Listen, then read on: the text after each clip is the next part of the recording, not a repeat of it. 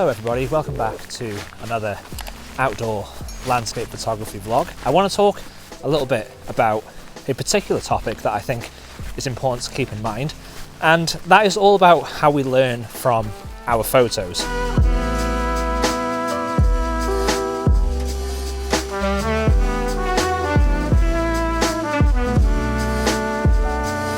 We don't really learn from our good photos, we only really learn from our bad ones. And in this video I'm going to explain a little bit more about what that means for me in terms of my photography. So stick around and let's go and see what we can take some photos of. So it is absolutely chucking it down today. Spring has well and truly arrived in typical wet Welsh fashion.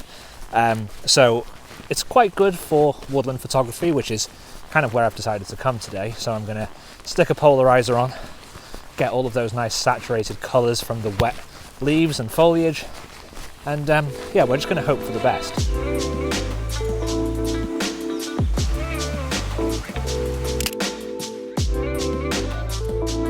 So I'm currently questioning whether or not this is a good idea, because I'm filming this on Saturday and it's a bank holiday this weekend, which normally means that places are very busy, and I don't necessarily like it when places are busy because I like to have these locations to myself. But beggars can't be choosers. I want to get this video out for Thursday next week and I'm away on Monday. So this is the reality.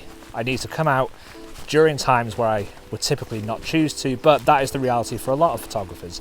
You know, we don't always have the beauty of being able to come out whenever we want. For some people, the weekend is really the only time for photography. So I do feel up against it. Like I said, I'm not wearing appropriate footwear because my boots are in the van, which Alex has today because she's gone to visit family.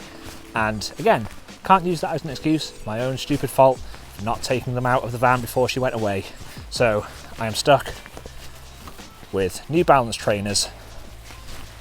So if I can make it to the end of this walk without stacking it, then quite frankly, it will be a miracle, because this rain seems to be getting worse.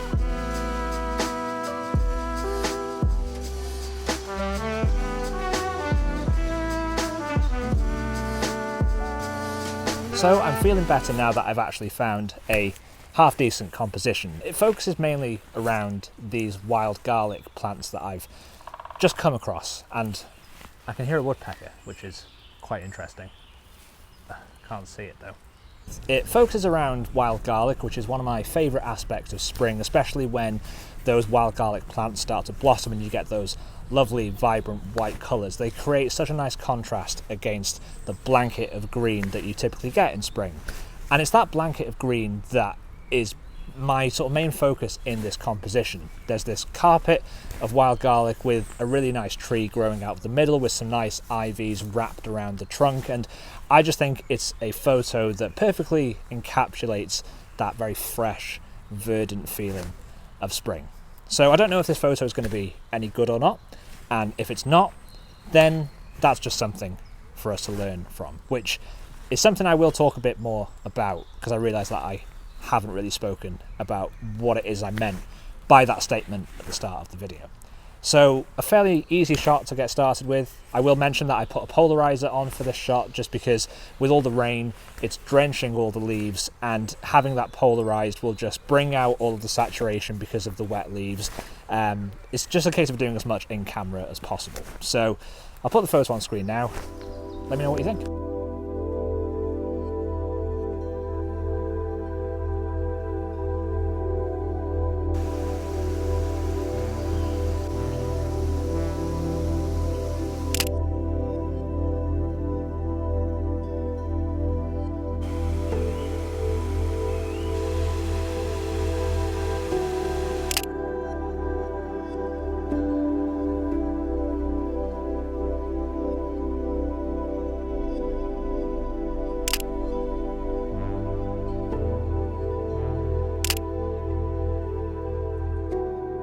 So I don't let myself get discouraged if I don't always get good photos, because I come out all of the time and it's just a law of averages. You're not always going to get results that you are happy with, but it's always important to learn from those bad photos that you take. Look at your work objectively as often as you can. For me, if I take something, I'm always putting it into Lightroom, I'm always going to try and edit it, and I'm going to zoom in with the little magnifying glass, and I'm going to take as much care and attention on those photos as I would with the photos that are 100% keepers, because I want to objectify my work and I want to be able to look at things and not repeat those mistakes. So whether that's something to do with composition, maybe there's something in the shot that's not got the separation that it needs, so it's kind of obstructing the subject. Maybe something to do with settings, maybe the aperture wasn't small enough, so I didn't get the depth of field that I wanted, or maybe it was a shutter speed choice which meant that the photo was a little bit blurry. All of these things will help you become a better photographer. But if you don't go out and if you throw away your bad images, then you're not really giving yourself an opportunity to learn. And as photographers, if we want to develop, we have to become students of the craft. We have to learn and keep learning. And for me, I don't get disheartened if I don't get good photos every time I come out. I mean, today is a good example.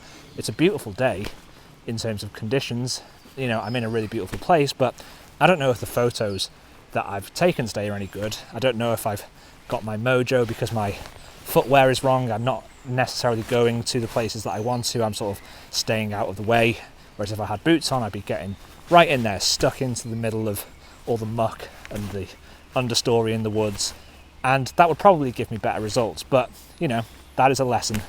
That is a takeaway. So, just some thoughts there. I'm hopeful that we're going to get a few more images. So, we will carry on. But yeah, that's just something that I wanted to share because I think it could be valuable for some of you to hear. So apologies if this video is a little bit all over the place and a bit disjointed. I do need to get better at having a continuous train of consciousness when I'm putting these videos together, but it is just really nice to be out with the camera. And let me know if it resonates with you guys what we've been talking about how you only really learn from your bad photos and not necessarily from the good ones, because I feel like with the good photos, you're just looking at it and you're happy with the results. You kind of know from being in the field what it was about that scene that really kind of, I guess, resonated with you.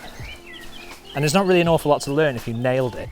Whereas if you did something wrong and, you've got a quote-unquote bad photo, those are the ones where you can start to break it down, objectify it, and kind of resolve it for the next time. So let me know if that's something that you do, something that I do, but leave a comment and let me know. Have you had any failed photography outings recently? I always find these transitional periods of the seasons quite challenging because, spring is great, but when you don't have leaves on the trees and everything's still a little bit bare and the weather's not great, it doesn't always lead to good photos. So we're now sort of at the end of April, things are starting to flower, we're getting a bit more interest, and I have spotted some bluebells. So I'm going to head back. The light's quite nice now, so hopefully we can find a composition and hopefully we're getting good photos. I'm really out of breath because I decided to vlog while walking up a big hill. So I'll catch you at the top. So apologies for not meeting you at the top of the hill. I ended up going back into the woods, but things got too sketchy with the mud and my footwear, so there's no more vlog footage, but I did manage to find that photo of bluebells that I was hoping for.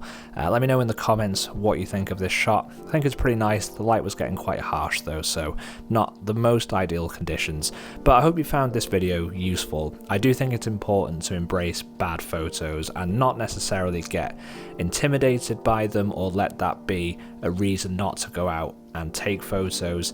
You've got to go out, you've got to keep practicing, and if you can take one thing away from every photo, just one piece of information to learn going forward, then it was a valuable exercise. Good photos are few and far between, so just keep that in mind. Anyway, thank you so much for watching. Subscribe, hit the like button if you enjoyed this video, and I will see you next week for another one.